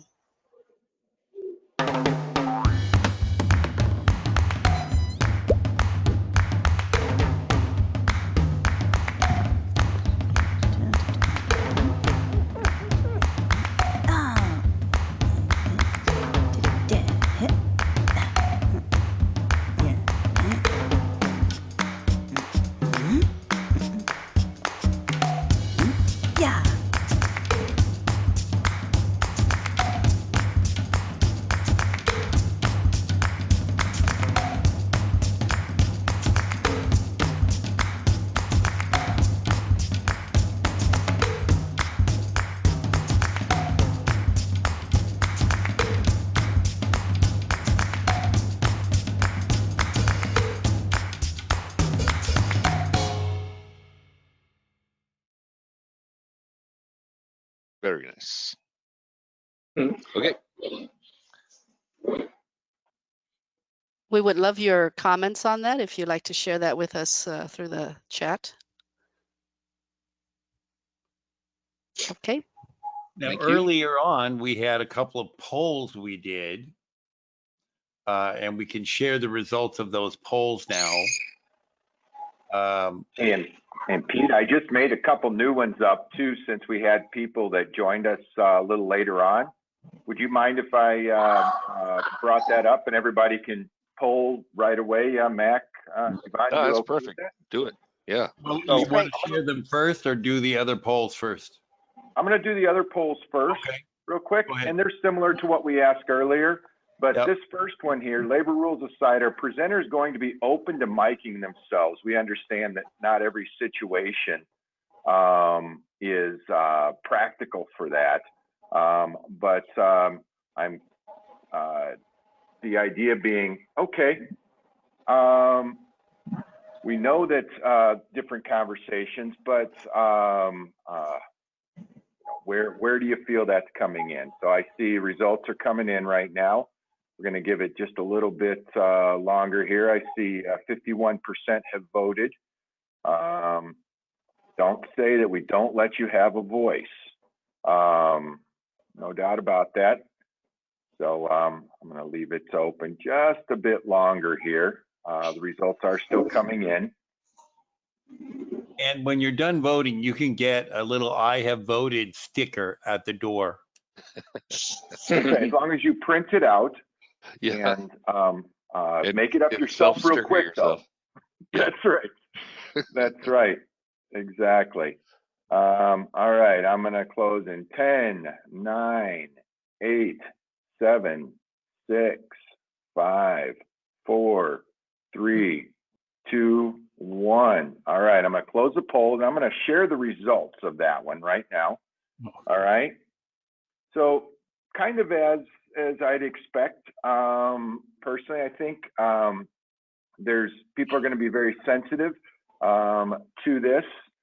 So 70-30 split there. The idea that, what would have happened 6 months ago, I think a different answer there, right? That there's an expectation that you're there to do that job for me. I'm going to pull up this. And if I must say, for the last 3 months, I've been working every day with executives miking themselves.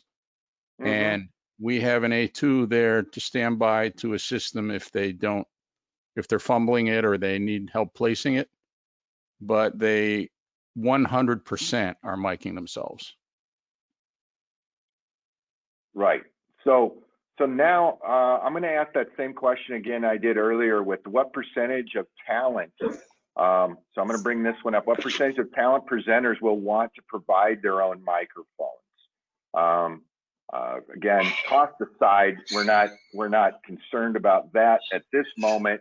It's just rather, will they say, yeah, you know what? I'd really rather walk in with my own stuff.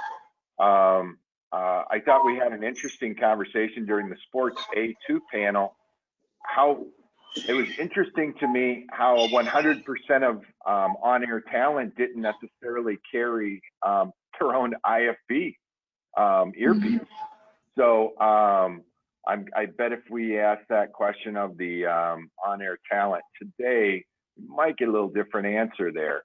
So I see voting has more or less stabilized. I'm going to do a little 5, 4, 3, 2, 1. All right, so let's share those results. So, we got majority thought that a lower percentage will do that. This seems right in there. This kind of tracks along, I think, with how people thought about microphones in the past. And that, if we compare that to earlier, when we first asked the question, the 25% that a quarter of our presenters would want to be able to do that. So again, very interesting. And then to your chart here about that single use versus the multi-use, right? Now, where does that tie us back in then to people? Well, let's go to that slide, unless there's another. Is there another poll? That was it? No. Okay. And this is the discussion part of it. And we'll see it come up in just a moment. Is where do you stand in, meaning the folks that are actually, implementing all of this backstage and beyond and specifying these systems is, it's for me, it was the challenge to try to figure out how to put the graph together, because everything matters. I mean, if it's redundancy, multiple speakers, one meaning one person speaking, or multiple speakers sharing microphones, or over many days, time to clean. So it's kind of all over the place. And if we were to go do a poll on this, we'd have to ask a bunch of different questions, and the data points would be all over the place. So this is the discussion part of it. Is where do you see the benefits of cleaning mics, and or somebody owning their own microphone, or replacing microphones, or having single-use disposable microphones? And these are some ridiculous ideas. But any other any more, Yvonne? Any other ways we Yeah, could look at this chart? I think, yeah, if you look at the far right-hand side, if every mic was single-use replace mics, wouldn't all our lives just be that much easier, right? So it's great for manufacturers, great for the audio professionals, but that's not going to be possible, especially, again, if you're talking about arts programs and education and so forth. They're not going to be able to replace every mic after use. So sharing is definitely going to be a thing. And it really is, you got to look at that sliding scale of how well can you clean your mics so that they're safe for reuse. And there's probably going to be something for everybody in between that. If you go with the far right model, your cost is going to be a lot higher. Then you have to look at from the venue or from the production company, is that something that's sustainable? Especially when you're looking at venues now at 30 or 50% capacity. Does it make sense that we can propose something like that if their revenues are dropping and their costs are rising? So when that happens, there's just less productions, and that's not good for the industry. So we have to find this perfect medium, but it's really going to be between the professional and the client to figure out where that might be. So if you have a panel of 10 people, who will have their own mic, who will be sharing mics, and that's all steps that have to be taken pre-production to figure out. So I think that the audio professional will have a very significant role beyond just the technical handling of the product. There's a whole management process around it now, from cleaning to making these tough decisions, and then the after effects of it. So that's kind of what we put out there. They're just important points for consideration as we move forward. Absolutely. And I think, as we, like I alluded to when we started this discussion, as we learn more about the environment that we're working in, right, specifically with the virus, but then the broader sense of saying, well, what's just a best practice, right? What makes good business sense? And I think we're going to start seeing that answers starting to come together. And we're getting some very encouraging information about, the virus and surfaces. But our discussion really, if we know that that's solvable, which it is, we're doing it today with 70% alcohol, good technique. I think there's so many great principles you brought up here that are just best practice, period. Virus or no virus, right? And this virus has just helped to really bring to the forefront this conversation that in some ways we either took for granted, or it was something that just, it wasn't on the radar, and it made a hard case. Hey, so my motion sensor, sorry about that. I got it. I like seeing you, Kelly. There you go. But I know there were a few more questions that came in during this, or or statements that one was directed towards Mac. Mac, have you experienced any female presenters? Yes, not too many, Okay. but they also prefer to put their own mic on. Okay. But we have an A2 there wearing a mask and gloves, and you know, he's got alcohol pads, and he wipes everything down before they get handed the mic or the IFB earpiece. Everything gets cleaned.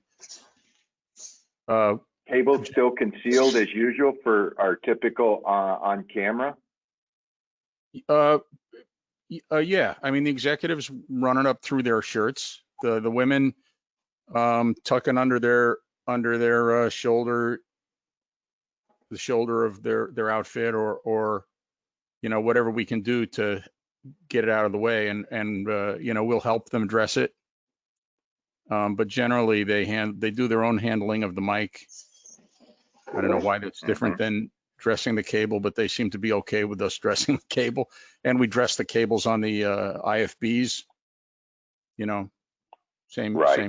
But you know, but we're careful and masked and gloved, and it's clear because there's a box of you know, one-use alcohol swap pads sitting there on the anchor desk, that everything is getting cleaned before every person comes in the room. And I mean, it's a studio with one person at a time, and you know, one presenter at a time in it, and do you necessarily clean them in front of them, or just have the cleaning materials obvious? I don't think we're actually cleaning them in front of them. I mean, I'm not in the studio, I'm in the control room. Yeah. But yeah, I think we clean it before they come in, but the cleaning materials are obviously right there. And you know, it's working within a corporation's TV studio. I mean, they're all the presenters are familiar, know us, you know, and they trust us to have cleaned it. I mean, we've told them we do that, and they accept that. Just to reinforce your point, Kelly, I mean, I think that COVID or no COVID, these are standards that are just basic, you know, that everybody being mic'd should get a clean microphone, Yeah, especially I mean, if it's a headset microphone or a, you know, in-ear headset. It should be cleaned. It should look like new, and people should feel confident. You know, when, again, I walk into a restaurant and I sit down at the table, I want to know that it was cleaned and sanitized from the last people that were there. And that right. shouldn't be any different. You know, that's baseline. And maybe shame on us for not having been doing that all along. Absolutely. I think this is, again, a real opportunity to raise our standards in the industry. But as opposed to UVC, which doesn't clean anything, wiping it down not only sanitizes it, but gets all the schmutz off that was there from something else, you know. Right. And I mean, the fact that we're going to be cleaning the windscreen heads of handheld microphones, what a great thing that's going to be. Because who's ever smelled the lead vocalist's mic after the night? No thanks. Yeah.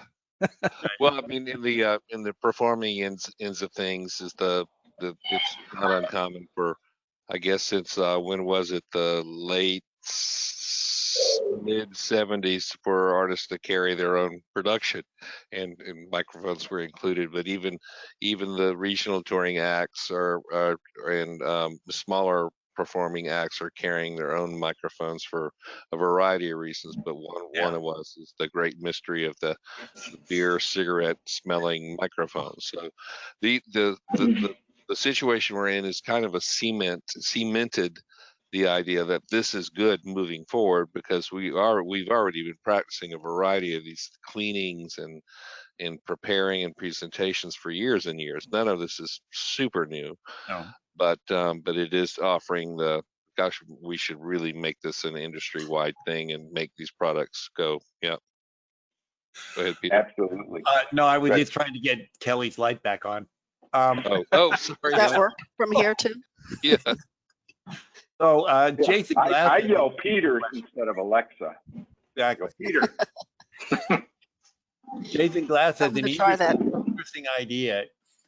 The CMPTT M1, if it had a removable walkie-talkie cable, could be replaced with other walkie-talkie cables, but also just a TRS connector for your ear pack. So you could switch between your comm and your ear pack or your common your ear pack and your wireless mic. I know somebody who wears a wireless mic to talk to the talent and an ear pack on the talent channel, plus an intercom pack. And he's built his own little box that allows him to switch between all of those. We'd love to hear that case study, because the more that we there are more solutions than there are problems. I don't know if that makes any sense, but sure. the challenges are, how are you using it now? What would make it better? And then what have you done so far? And then what is your particular situation? Because there's so many unique ones, but we'd be very, very happy to hear about those kinds of solutions, so that we can either share it with others that have similar, or offer it as a potential solution, or maybe make a change or a product offering that related to it if it's feasible. Well, we're gonna share this entire list of questions that have come in with Point Source. So if you have any questions about anything, we'll leave the system on for 10 minutes or so after the show. And if you have any questions at all, stick it in the questions section, and we'll give you 10 minutes to do that, and then have a nice weekend. Yeah, I can say, as somebody using an i5, that certainly the comfort, the sonic quality. I've shopped that around to a few different people. Wiped it down with alcohol, by the way, after each one. And intercom is one of the most, it's probably one of the most intimate headset experiences in the industry, right? Because you live on that. If you, regardless of your role, I'm finding some challenges now with where you're mixing. Obviously, when if you're mixing, the i5 has different challenges, right? It's not necessarily something where if I want to have that ear open, depends on what I'm doing. But I've also been routing it so that I can do a web mix while listening to comms and my mix, right? And toggling that, and where I can't have a traditional control room speaker open. So I think what we did notice as we're starting to wrap up here, that conversation around the headset mic for communications, or just all these other uses, is really just opens up a lot of different conversation, right? That whether you're performing with it, whether we're doing it with comms, in the case of Jason, with that tip ring sleeve, because I've been playing with that on the connector, disconnecting that, rerouting that to other sources. One of the things that's really cool that in the world we live today, and this has not a lot to do with COVID, but more just the neatness of the marketplace, is that we can do things that we never dreamed of before. We can ask questions because manufacturing capabilities, the ability to if you can dream it, you can build it. We're living in that era now. So I love seeing all these great ideas that are coming in, and the microphones, what you Yvonne and Mac really illustrated for us today so clearly is respecting that microphone in a way that we probably haven't done in the past. I thought that chart that you had up was very succinct, right? How we communicate with the end user. We've always, while we are an end user, there's a whole nother level of end user, right? That is ultimately the person wearing that microphone. So, Peter, Everybody. his name. Wow, he's not even related. It's not. There we go. Thank God. All of you know how to control my gear now. Clap on, clap Security off. breach. Security breach. I think that's that thing that's telling me to shut up, right, Pete? Yeah. Whatever. No, he would have muted your mic. That's right. He would have. Keep going. But really, thank you for helping us bring the conversation of the microphone back to front and center, right? And that's what I felt like we did today across all applications, whether performer or whether the technical support. Richard, thanks for a lot of your examples and bringing those field experiences And I'm so encouraged by the news we get every day is better and better, right? When it comes to how we're fighting this virus, the knowledge we have, and we're no longer on that. I don't feel like we're on the defensive right now. I feel like we're kind of transitioning to that point where we can say, hey, this is a best practice, and we're moving ahead. We're preparing, and we've got systems in place, and we're going to help you feel comfortable about using these microphones, letting me be involved in that process. And this is all going to get us back in the field that much faster. So thanks a lot. Thank you. Any closing thoughts, anybody? Did I miss anything?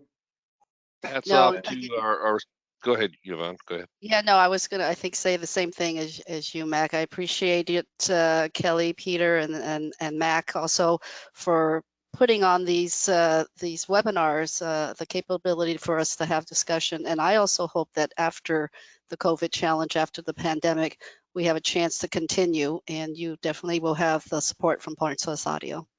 Is there an after? I don't think so. Is there an after? I think it's the new normal now. It is the Right. new normal. Yeah. At least for a few more weeks. So thank you again, everybody, for joining us. This will be available on YouTube for our friends that had to go to bed apparently at 4 a.m. and that's okay. They were working hard. So thanks again for pulling this together. Everybody have a great weekend. And until Monday, Pete, you want to take just a minute to talk about what's coming up Monday? Monday, we have something on Monday? You're working. I'm on my 6 weeks vacation now. No, you are not. I'm still putting you to work. We have a show called I Need Space. It's four women actually, who have come up with a great idea to promote music. And they put together a music show where all day long, over a period of 10 hours, there's one musician every hour. They log on from home, they play music, people listen, people donate, and these are musicians that are totally out of work. So they came up with that idea, and they've done it about half a dozen times already since the beginning. They're not crazy like us, where we're in our 65th show. But and then on Wednesday, we have the two stage managers from the London Olympics coming on to talk about how they called their show. And they're going to play the entire show with their calling channel on there, 24 minutes worth of the show with the calling channel. And it's real interesting how they do it. That was an extremely complicated show, huge intercom system.